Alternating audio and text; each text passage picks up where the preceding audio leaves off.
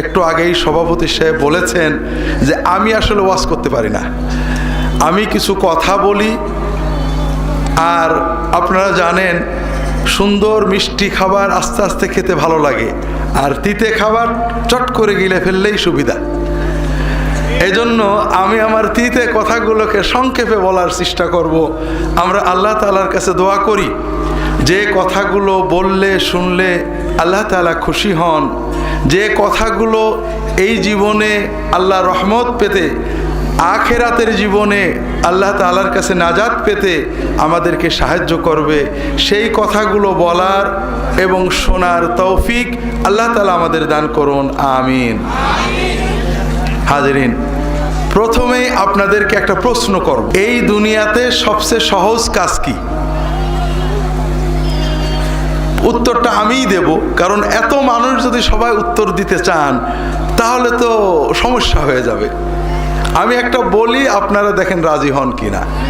এই জীবনে মানুষের জন্য সবচেয়ে সহজ কাজ হলো আল্লাহ তাআলার ওলি হওয়া। অনেক দেরি হচ্ছে সুবহানাল্লাহ বলতে, কারণ দেরি হওয়াটা অযৌক্তিক না। আমার এই কথাটার সাথে অনেকেই একমত হতে পারছে না, কারণ আমরা তো এটাই জানি যে আল্লাহ তাআলার ওলি হওয়া খুব কঠিন কাজ, এটা ভয়ঙ্কর কঠিন কাজ। এটা কি করে সহজ হয়? এটা কি করে সহজ হয় আমি বলার চেষ্টা করব। তার আগে আরেকটা প্রশ্ন করি, আল্লাহর ওলি হওয়া সহজ, আল্লাহর ওলিকে, এটা আমরা আলোচনা করব কেন? যেন আমরা ওলিদেরকে চিনে তাদের কাছ থেকে দোয়া নিতে পারি, ঠিক না? একেবারে আমি শিক্ষক মানুষ, আমাদের ভাই শিক্ষক মানুষ, পরীক্ষার খাতায় হলে 0 পেতেন, উত্তর 16 আনা গলত, ভুল। আমরা ওলি চিনে দোয়া চাওয়ার জন্য আলোচনা করব না, আমরা নিজেরা ওলি হওয়ার আগ্রহে কি করে সহজে আমরা ওলি হতে পারি এই আগ্রহে ওয়াজ শুনতে চাই। রাজি আছেন তো? কোনটা আপনাদের পছন্দ, ওলি চিনে দোয়া চাওয়া আর নিজে ওলি হওয়া? তো ভাইরা, তাহলে আমরা নিয়ত করি যে আল্লাহ তাআলার ওলি হওয়া যদি সত্যই সহজ হয় তাহলে আমরা আল্লাহর সবাই ওলি হব ইনশাআল্লাহ, ইনশাআল্লাহ।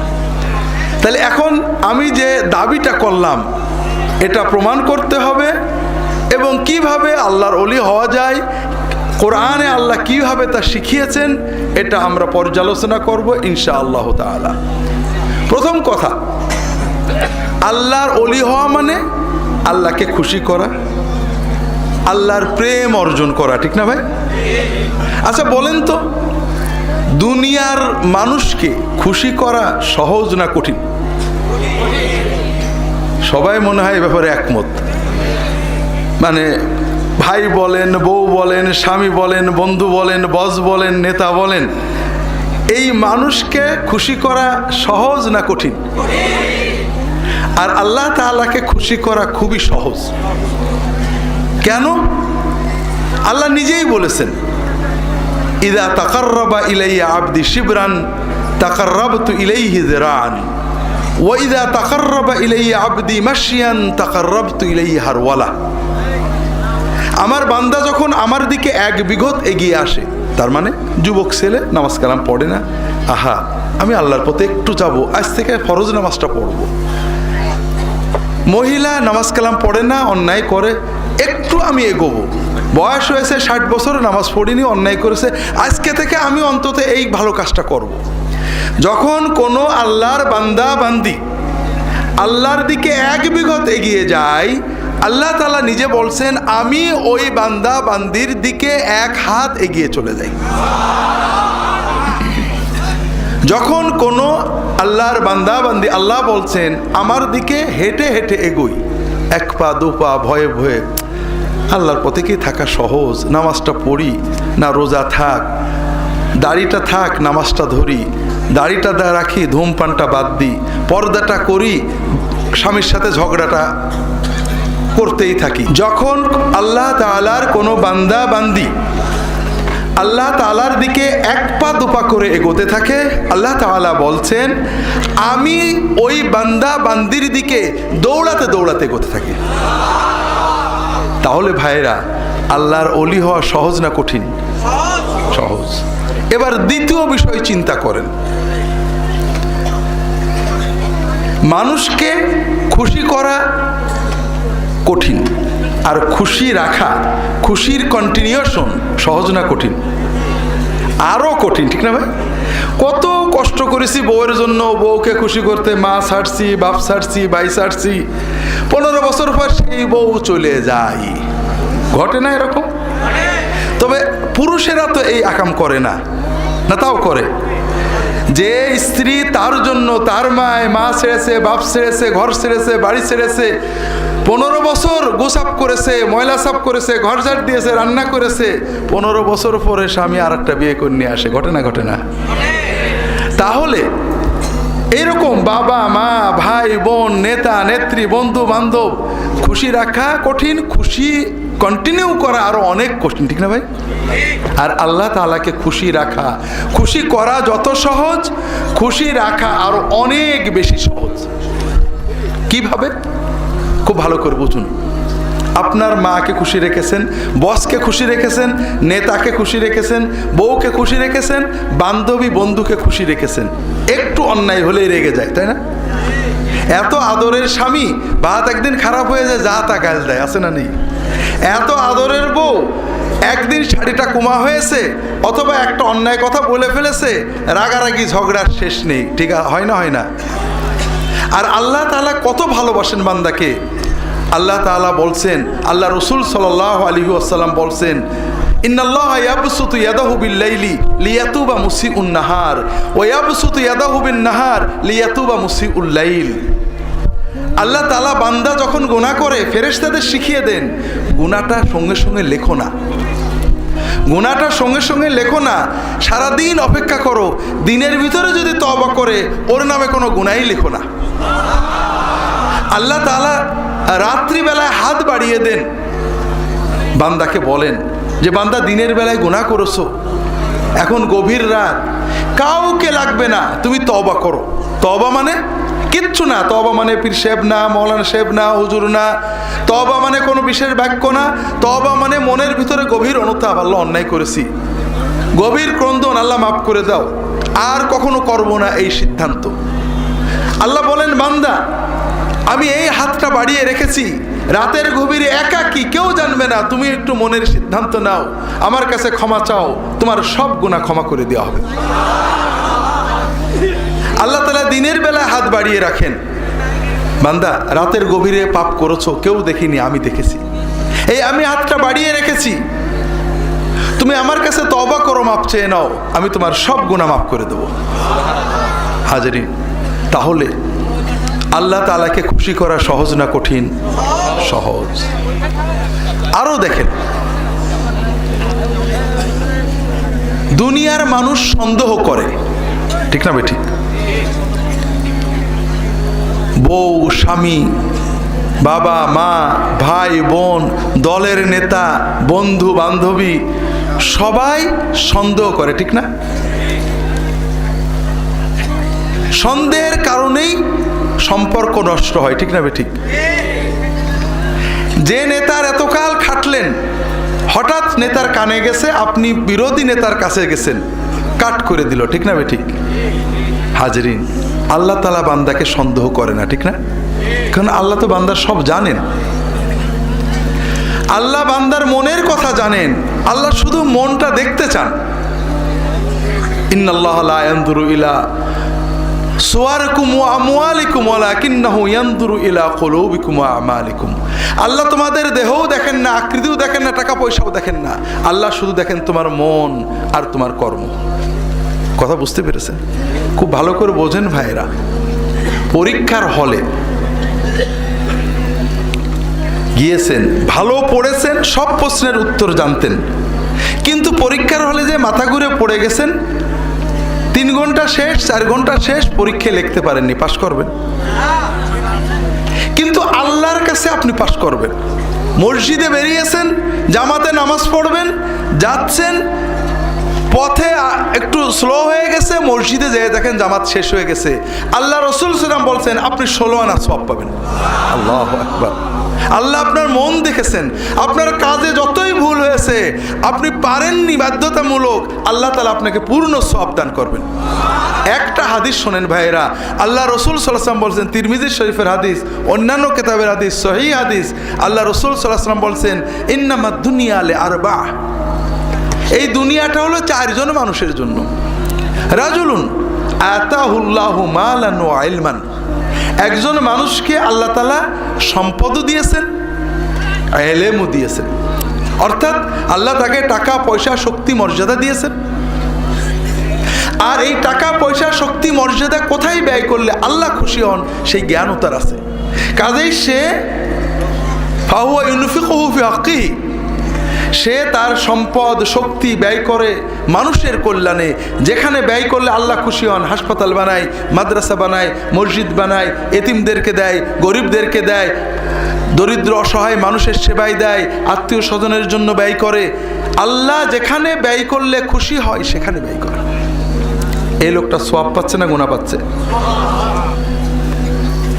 ওয়ারাজুলুন আতাহুল্লাহু ইলমান ওয়া লাম ইউতিহি মালান, আর একজন মানুষকে আল্লাহ জ্ঞান দিয়েছেন কিন্তু টাকা পয়সা সম্পদ দেননি। তার জ্ঞান আছে যে হাসপাতাল বানালে, গরিবদেরকে টাকা দিলে, শীতার্তকে কম্বল দিলে, অসহায়কে সাহায্য করলে, মাদ্রাসা বানালে, মানুষের কল্যাণে ব্যয় করলে, মানুষের বিপদে পাশে দাঁড়ালে আল্লাহ খুশি হয়, খুব জানে। কিন্তু ক্ষমতা নেই, টাকা নেই। সে বলে, আল্লাহ ওই ব্যক্তির মতো টাকা সম্পদ যদি আমি পাইতাম, আল্লাহ আমি মানুষের পাশে দাঁড়াতাম, আমার টাকা দিয়ে আমি হাসপাতাল বানিয়ে দিতাম, মাদ্রাসা বানিয়ে দিতাম, ওই গরিবদের পড়াশোনার ব্যবস্থা করতাম, অসহায়দের বৃত্তি দিয়ে দিতাম, আলেমদেরকে সহযোগিতা করতাম। খুব ইচ্ছা তার, প্রচণ্ড ইচ্ছা, দৃঢ় ইচ্ছা, স্থির সিদ্ধান্ত, টাকা পেলেই ভালো কাজ করবে।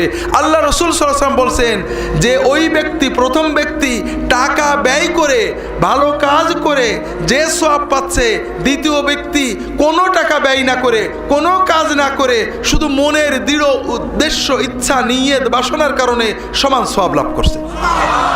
আল্লাহু আকবার। আল্লাহর ওলি হওয়া কত সহজ! শুধু আপনার মনের দৃঢ় ইচ্ছা, দৃঢ় সিদ্ধান্ত, আল্লাহর কাছে আপনি সওয়াব পেয়ে যাচ্ছেন। গুনাহও কিন্তু এরকম ভাই।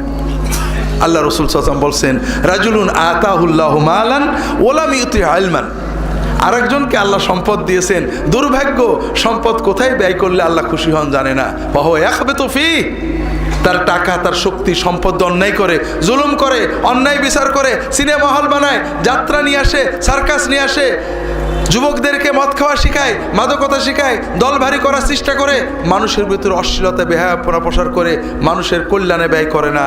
এ লোকের গুনাহ হচ্ছে না সওয়াব হচ্ছে?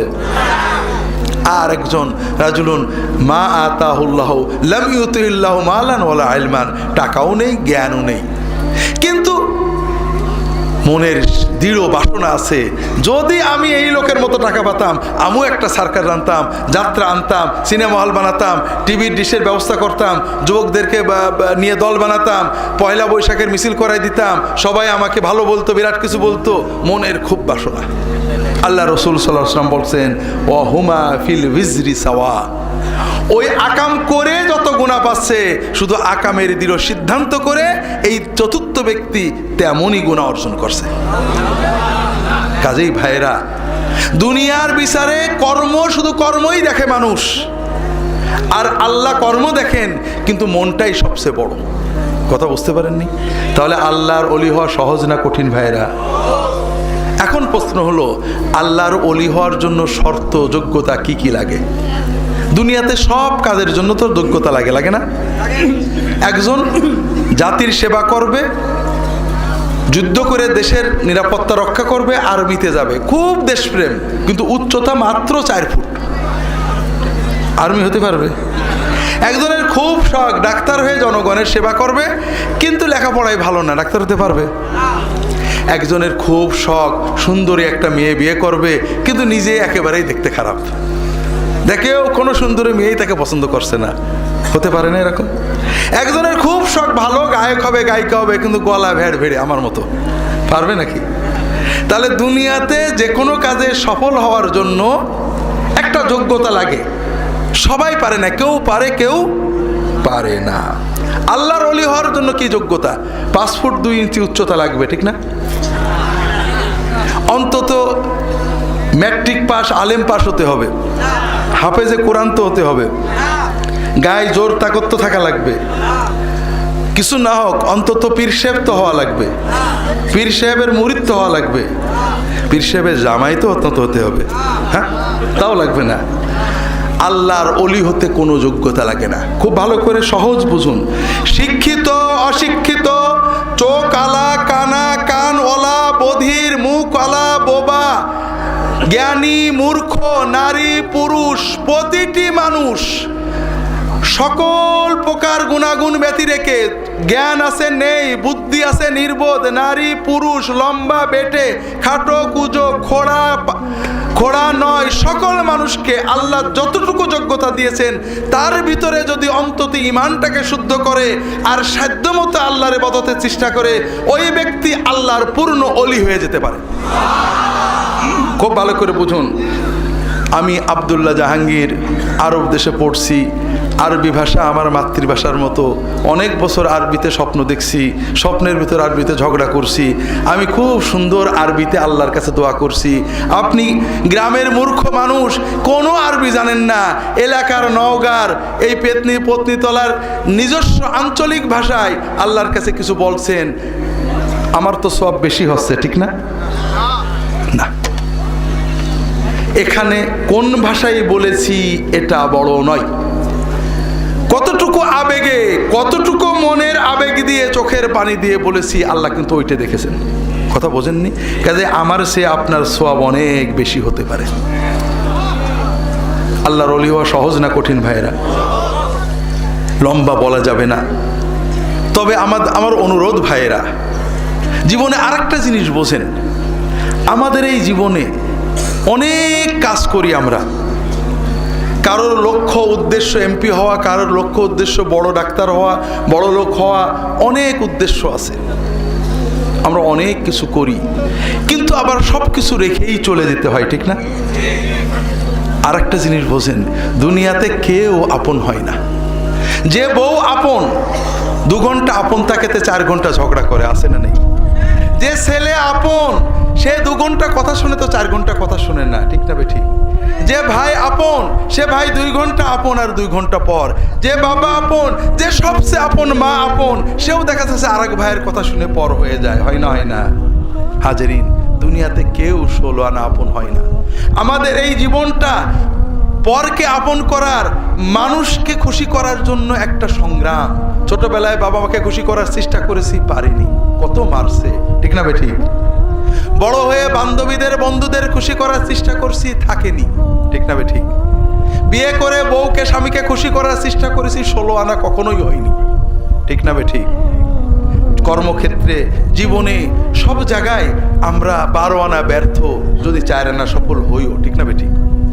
একজনই আছেন যাকে আপন করলে তিনি কখনো পর হন না, তিনি কে? আল্লাহ। আল্লাহকে আপন করতে পারলে সব সময় আল্লাহকে সাথে পাবেন। যদি আল্লাহকে আপন করে নিতে পারেন, আপনার বিপদে আপদে কষ্টে দুঃখে সব সময় মনে হবে আল্লাহ আপনার সাথেই রয়েছে। যে বেদনা কারোর কাছে বলা যায় না, বউয়ের কাছে বলা যায় না, মায়ের কাছে বলা যায় না, যে আনন্দে কাউকে শরীক করা যায় না, যদি আল্লাহকে আপন করতে পারেন, সেই আনন্দে আল্লাহকে শরীক করতে পারবেন, সেই বেদনার কথা আল্লাহর কাছে বলে বুকটাকে হালকা করতে পারবেন। কথাকে বুঝতে পেরেছেন?